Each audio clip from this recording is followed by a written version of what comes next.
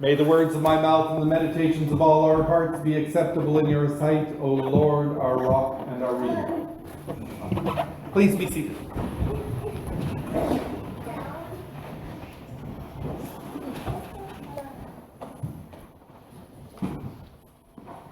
Who are God's people? We have 3 readings today that are all about asking that question. Who are God's people?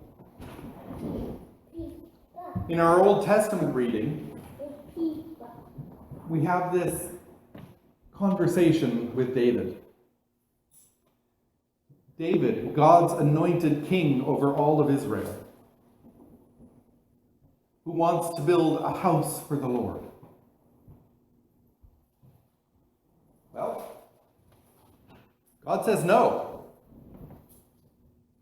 Not that there can't be a house built for him, but that you're not the one to do it.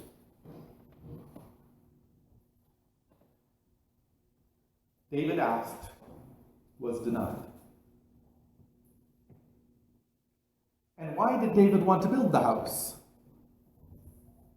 It wasn't to glorify God, but because he thought it was strange that he himself lived in this nice cedar house and God lived in tents. That somehow living in the cedar house made things balanced the wrong way. God said, for generations I have lived among the people in their tents. Who are you to say that I should be here instead? He said, there will be a house built for me, but it won't be by you. It will be by your son after you're dead.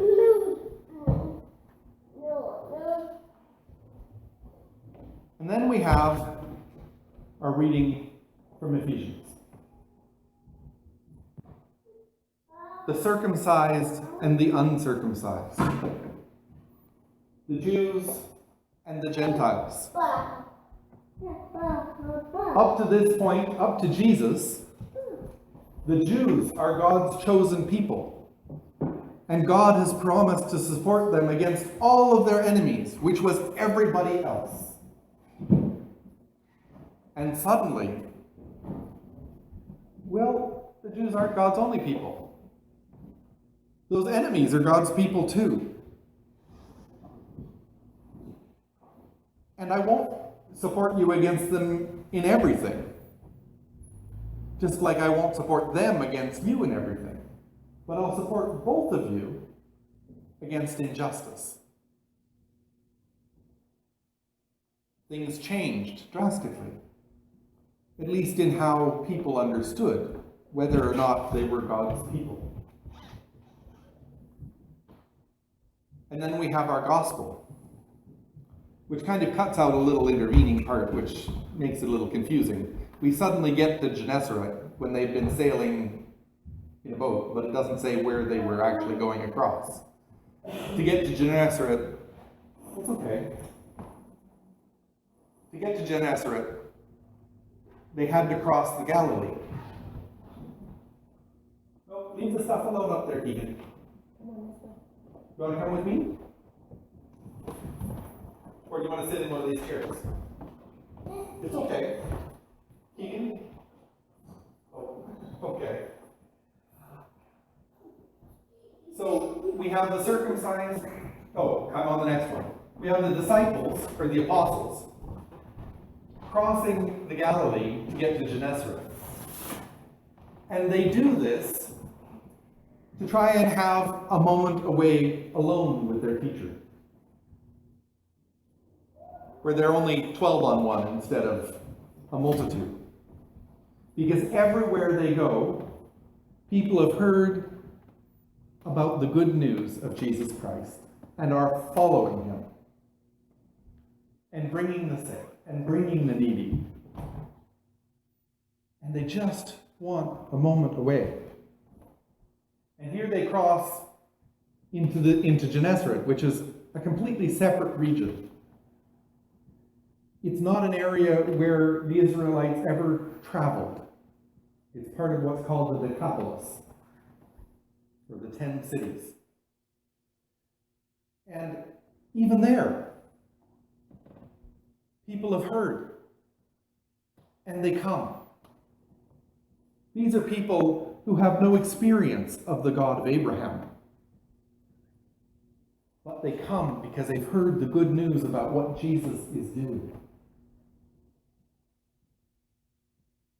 And once again, we have redefined who are God's people. God's people are even those people who have never even heard of God, or have no experience of God, even indirectly.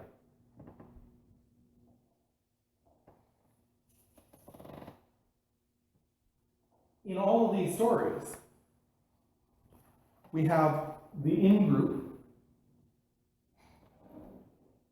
and we have the outsider, the stranger.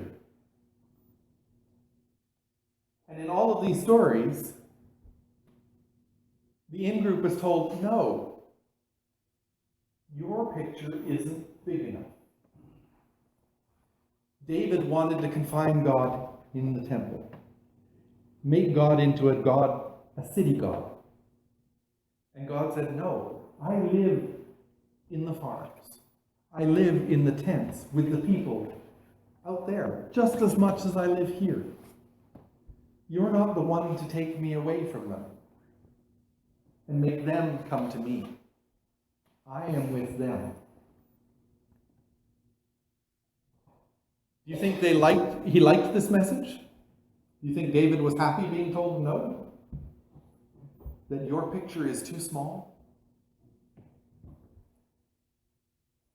In Ephesians, we have the Jews and the Gentiles. God has always belonged to the Jews.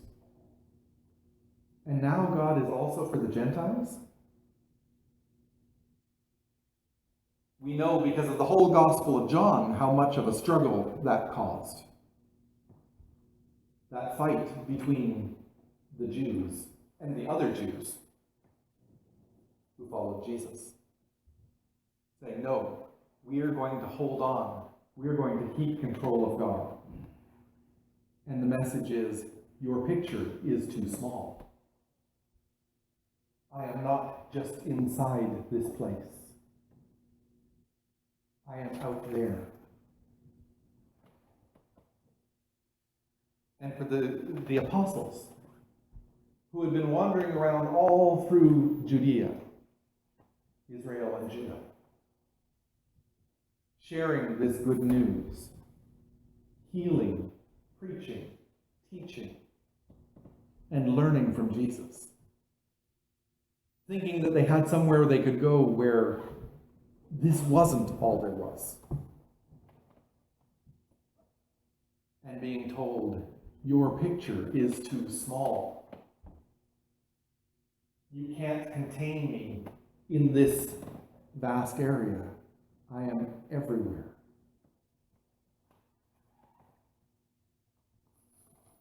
And then we come to today, where we gather in these buildings,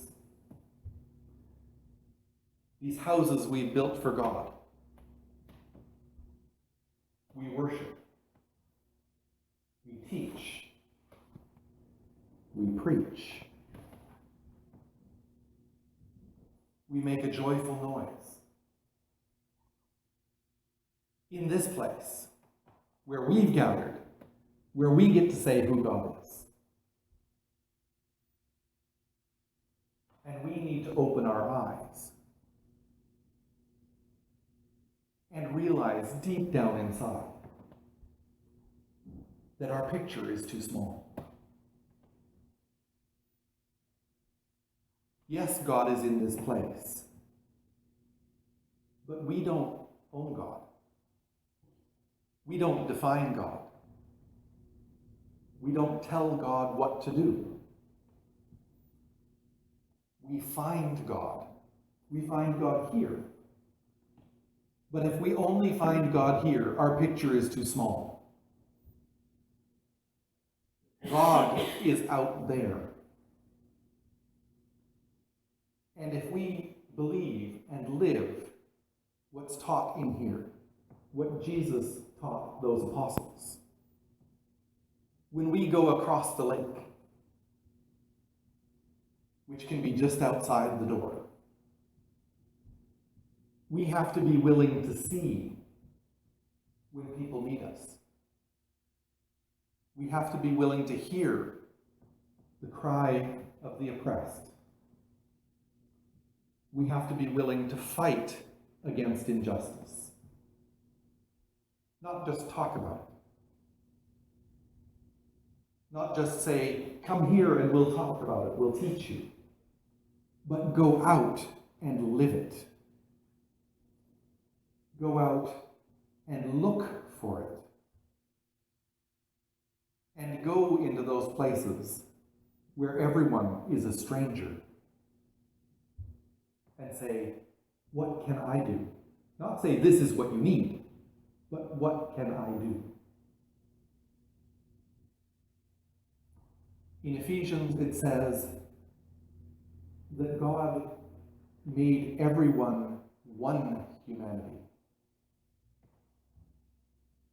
Before, there were two groups, the chosen and everyone else. And through Jesus Christ, God made everyone one humanity.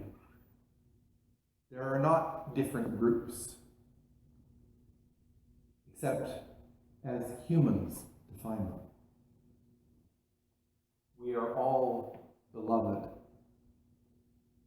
and those that God loves, how can we do less than love as well?